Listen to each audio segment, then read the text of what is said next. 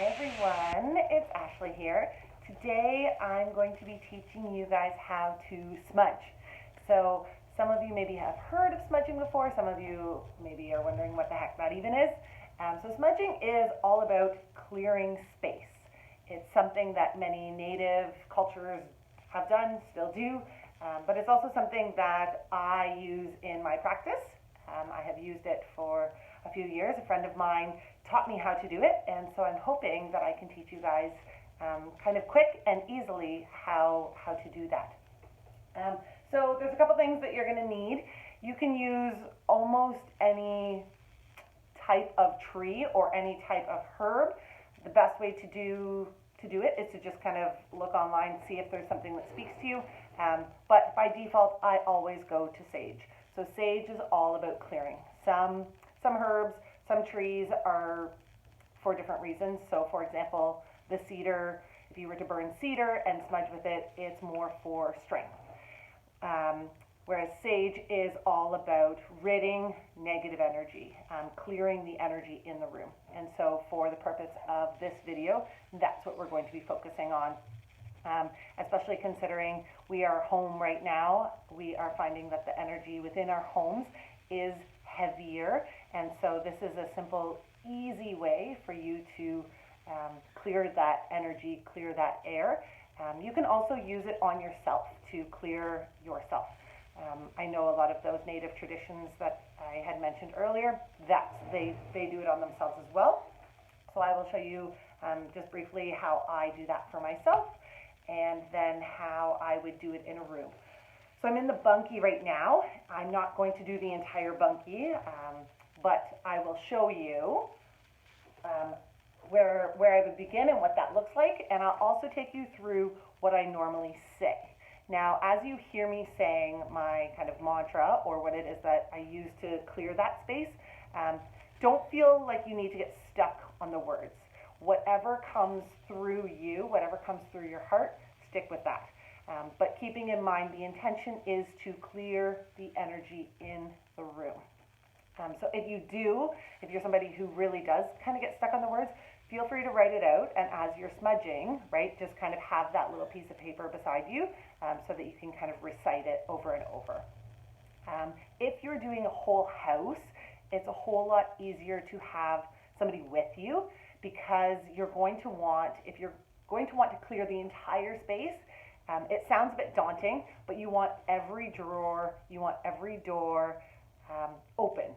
And so having somebody going in front of the smudger and also behind, so they'll kind of do both because they'll be ahead of you and behind you, which is super easy, but it makes it just a smoother transition.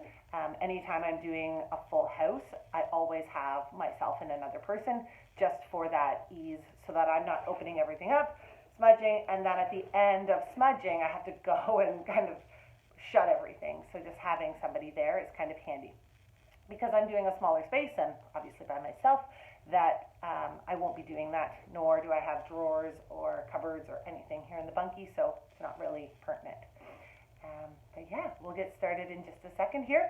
Normally, I start at a door.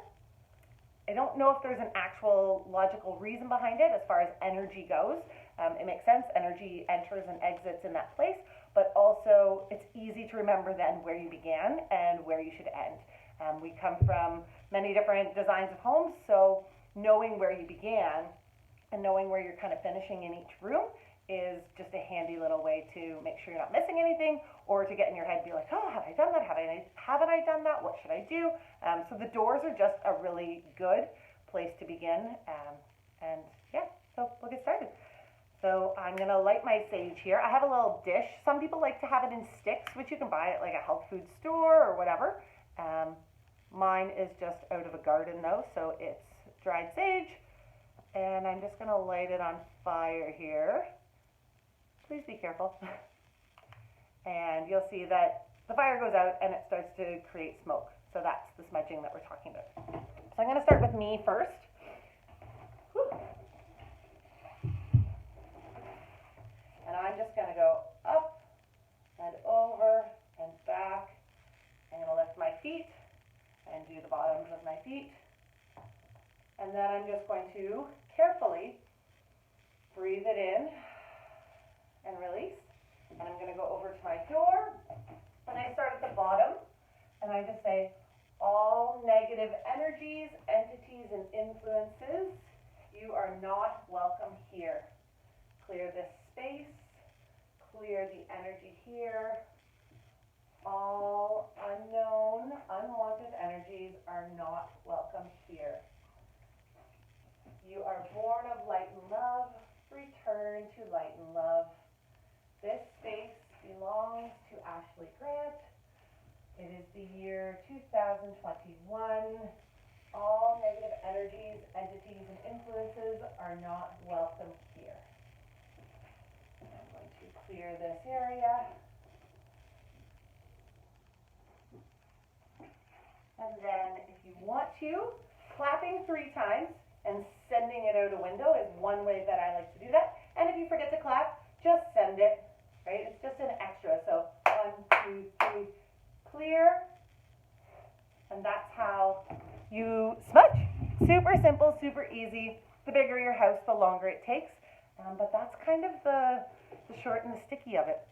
Now, the sage, if you do use sage, smoky, it is smoky, it does smell, and it smells a lot like marijuana.